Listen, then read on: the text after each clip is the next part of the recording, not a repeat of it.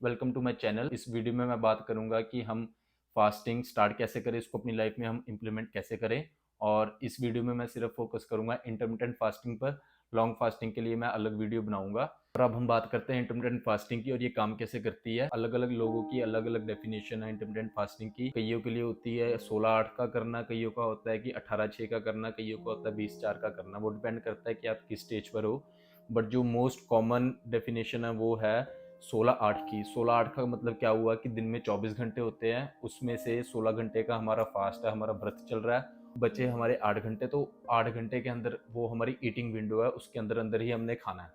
But जो मेरे लिए मेरी अपनी पर्सनल इंटरमिटेंट फास्टिंग की डेफिनेशन है वो है 24-36 घंटे का फास्ट करना है एवरी वीक। क्योंकि मैं अब उस स्टेज पर हूँ, मेरे को काफ़ी टाइम हो चुका है फास्ट करते हुए, तो इसलिए मेरे को 24-36 घंटे में ज़ीरो प्रॉब्लम होती है। बट जो बिगिनर्स है उनके लिए 16-8 का फास्ट ही मैं रिकमेंड करूँगा और इससे ही वो शुरू करें। और 16 घंटे का फास्ट करना बहुत ज़्यादा सिंपल है और काफ़ी हद तक इजी भी है। डिपेंड करता है कि आपकी कंडीशन क्या है। अगर आपकी कंडीशन है जो मेरी थी कि हर 2-3 घंटे के बाद खाने की आदत थी, कि 6-6 8-8 मील्स लेने की आदत थी, तो आपके लिए थोड़ा सा चैलेंजिंग हो सकता है। बट नॉर्मली सारे लोग 6-8 मील नहीं करते, दिन की 3-4 मेन मील्स ही करते हैं और बीच में स्नैकिंग्स होती है, तो उनके लिए प्रिटी ईजी है करना। 10-12 घंटे का फास्ट तो हर कोई बिना चाहे कर ही रहा है। कि अगर अब आप सपोज करो पर्सन ए की जो 10 बजे सो रहा है और 8 बजे उठ रहा है, तो 8 घंटे तो उसके सोने में ही चल गए जो उसकी फास्टिंग चल रही है। और ये भी नहीं है अगर वो 10 बजे सो रहा है तो 9:59 पर अपनी मील खा रहा है और 1 मिनट बाद ही सो गया।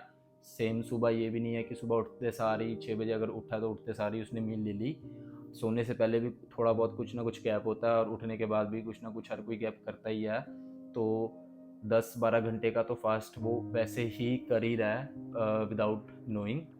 तो उसमें बस यही है कि हमने 4 घंटे और ऐड करने हैं तो 16 घंटे का फास्ट हो जाएगा। और उस 16 घंटे के इतने ज़्यादा बेनिफिट्स हैं कि आप मसल गेन या फैट लॉस है वो तो सिर्फ उसका एक साइड इफ़ेक्ट है। उसके अलावा इतने ज़्यादा उसके बेनिफिट्स हैं, आपकी लाइफ के जितने भी जो डिसीजंस है उसको इम्पेक्ट करेंगी।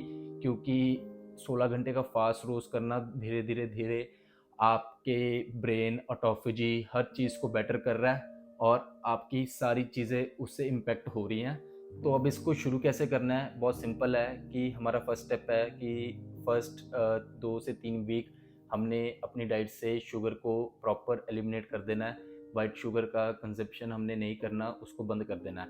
उसके साथ साथ जो प्रोसेस्ड फूड है उसको कम करना है। बिल्कुल बंद तो नहीं किया जा सकता मैं समझता हूँ, बट उसको थोड़ा जितना हो सके उसको उतना कम करना है और जो होल फूड है उसको हमने बढ़ाना है। जब आपको ये 2-3 वीक्स करते हुए हो गए तो उसके बाद अब हम फास्टिंग को धीरे धीरे अपनी लाइफ में इंट्रोड्यूस करेंगे। इसको मेन करने का रीज़न ये है कि जो हमारी एडिक्शन है शुगर के साथ या खाने के साथ, वो शुगर के करके ही होती है। तो जब हम उसको कम करेंगे काफ़ी हद तक एडिक्शन टूटेगी तो नहीं, बट ये है कि वो कमज़ोर हो जाएगी और जो आपको विड्रॉल्स होंगे वो कम होंगे। तो ये करने का ये कारण है, आपको फिर आसानी होएगी जब आप फास्टिंग इंट्रोड्यूस करोगे। आपको जब 2-3 वीक्स हो गए शुगर एलिमिनेट किए हुए, तो अब क्या करना है कि बहुत सिंपल है। हमने कुछ नहीं करना कि हम सपोज करो हम उसी की बात करते हैं पर्सन ए की जो सुबह 8 बजे उठ रहा है। तो उस पर्सन ए ने क्या करना है कि जो उसकी फर्स्ट मील है उसको बस स्किप कर देना है। तो अगर वो उसको स्किप कर देगा तो वो अपना सपोज करो वो खाना खा रहा है अपनी पहली मील 12 बजे। 12 बजे खाने के बाद उसके पास फिर 8 घंटे या अगले 8 घंटे के अंदर अंदर उसने अपनी अगली मील्स लेनी है। और अगर आपने अभी जस्ट स्टार्ट किया तो आप स्टार्टिंग में 3 मील्स कर सकते हो कि 12 बजे फर्स्ट मील ले ली, फिर उसके थोड़ी देर बाद अराउंड 4-5 बजे दूसरी मील ले ली, फिर उसकी थोड़ी देर बाद अराउंड 8 बजे तीसरी मील ले ली। और वो आपका 12 से 8 घंटे की ईटिंग विंडो होगी। और यही था, मतलब बहुत आसान है। ऐसे ही इसको कॉम्प्लिकेटेड थोड़ा सा बनाया हुआ है, कुछ भी नहीं है इंटरमिटेंट फास्टिंग करना। जो अपनी मील्स है उसको रिड्यूस करना है और फर्स्ट मील जो है उसको हमने स्किप कर देना है। तो इंटरमिटेंट फास्टिंग तो सारों की 16 घंटे की हो ही गई। इसमें मैं ये बताना चाहता हूँ जो वो 16 घंटे है फास्टिंग वाले, उसके अंदर हमने कुछ नहीं खाना।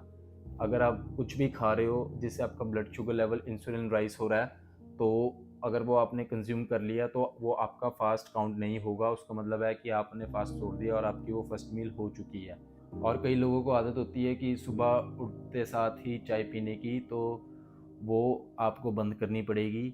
हाँ, सुबह उठ के आप ब्लैक कॉफ़ी या ब्लैक टी या ग्रीन टी पी सकते हो, अनटिल अनलेस उसके अंदर आप दूध नहीं ऐड कर रहे या कोई शुगर नहीं ऐड कर रहे, क्योंकि जैसे ही आपने वो चीज़ें ऐड करी तो जब आप वो उसको कंज्यूम करोगे वो आपका ब्लड शुगर लेवल राइज करेगी। कईयों की कंप्लेंट होती है, वो कहते हैं कि सुबह उठ के हमको चाय चाहिए, अगर नहीं होगी तो हम वर्क नहीं कर पाते।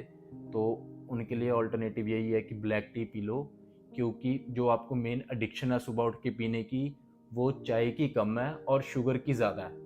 क्योंकि शुगर की मैंने आपको पिछली वीडियो में बात करी थी बेनिफिट्स में, कि उसका डोपामिन के साथ कैसे रिलेशन है। तो ये लोगों को मिसकंसेप्शन है कि वो सुबह उठ के उनको चाय पीने की आदत है, मेरे घर वालों को भी है ये, बट उसका चाय कैफ़ीन के साथ कोई रिलेशन नहीं है, उसका रिलेशन है सिर्फ शुगर के साथ, कैफ़ीन के साथ उसका बहुत थोड़ा है। तो अगर आप ब्लैक कॉफ़ी पी रहे हो या ब्लैक टी पी रहे हो तो वो चीज़ आपकी कवर अप हो जाएगी। और चीज़ अगर ऐड करना चाहो तो ये कर सकते हो कि ब्लैक कॉफ़ी के अंदर 1 चम्मच देसी घी का डाल दो, उसको हम बुलेट प्रूफ कॉफ़ी कह देते हैं। आप 1 चम्मच एमसीटी ऑयल भी डाल सकते हो। बेसिकली वो क्या करती है कि वो फैट है और वो आपको एक एनर्जी भी देती है, और आपको जो आपकी भूख है उसको थोड़ा सा सप्रेस कर देगी, आपको फुल होने का वो इंडिकेशन देगी। मैं पर्सनली नहीं करता ये, तो बट अगर आप चाहो तो कर सकते हो, उसका कोई इशू नहीं है, वो आपका फास्ट ब्रेक नहीं करेगी। और अगली टिप ये है कि जब आपका फास्टिंग टाइम चल रहा है सोने के अलावा, उस टाइम के अंदर आप पानी ज़्यादा पी सकते हो। और जब आप पानी ज़्यादा पियोगे तो क्या होगा कि आप वॉशरूम ज़्यादा जाओगे और अपने यूरिन में सोडियम और जो इलेक्ट्रोलाइट्स है उसको फ्लश आउट कर दोगे। इसके कारण आपको थोड़ा सा अपनी एनर्जी लेवल डाउन फील होगा, और उसको आप सोचोगे कि ये मैंने खाना नहीं खाया उसके कारण मेरे को हो रहा है, बट वो कुछ नहीं है, वो सिर्फ सोडियम है। हमारे ब्रेन को सोडियम चाहिए होता है चलने के लिए।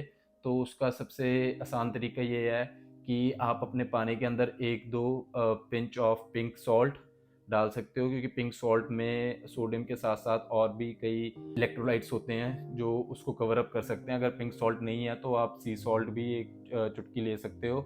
और ट्रस्ट मी, जैसे ही आप लोगे उसके थोड़ी देर बाद ही आपको वैसे ही बेटर फील होगा, और आपको उस टाइम पता लगेगा कि जो ये थी वो मेरे को खाने के कारण नहीं था, कि ये मैंने पानी ज़्यादा पिया था, मैं वॉशरूम गया और मेरा सोडियम कम हो गया था, और जैसे मैंने मेरा वो ठीक हो गया तो मेरी एनर्जी लेवल भी वापस आ गई और आप अच्छा फील करोगे। और अगली चीज़ जो आप ऐड कर सकते हो वो है एप्पल साइडर विनेगर। तो ये भी मैं पर्सनली बहुत कम करता हूँ, बट जब मैंने स्टार्टिंग के फास्टिंग करनी शुरू की थी तब मैं इसको एक आधा चम्मच इसको फास्टिंग टाइम पर ले लेता था। तो इसका भी मेन काम यही है कि ये आपका जो भूख है, हंगर है, उसको थोड़ा सा सप्रेस करेगी। और दूसरा फ़ायदा इसका ये है कि जब आप खाना खाओगे तो जो आपका ब्लड शुगर लेवल है वो बहुत ज़्यादा राइज़ नहीं होगा, वो थोड़ा-सा ही नॉर्मल अमाउंट में राइज़ होएगा और वो फिर ग्रेजुअली फिर धीरे नीचे आ जाएगा। बाकी यही है, जब आप इसके यूज़ टू होगे तो धीरे-धीरे आप इसको इंक्रीज़ कर सकते हो, कि जैसे अब आप 16 घंटे का करते हो, आपको सपोज़ करो 2-3 महीने हो गए, तो एक दिन आप अपनी जो फर्स्ट मील है उसको भी मिस कर दो और आप सीधे अपनी सेकंड या थर्ड मील पे आ गए। मतलब डिपेंड करता है कि आप 2 मील ले रहे हो या 3 ले रहे हो। तो आपने अगर वो वाली पहली मील मिस कर दी तो आपका वैसे ही वो, अगर आप 2 मील्स कर रहे हो तो 24 घंटे का फास्ट हो जाएगा, और अगर आप 3 मील कर रहे हो तो 18-20 घंटे का फास्ट वो वैसे ही हो जाएगा। और ऐसे ही धीरे धीरे धीरे करके हम लॉन्ग फास्ट पे जा सकते हैं।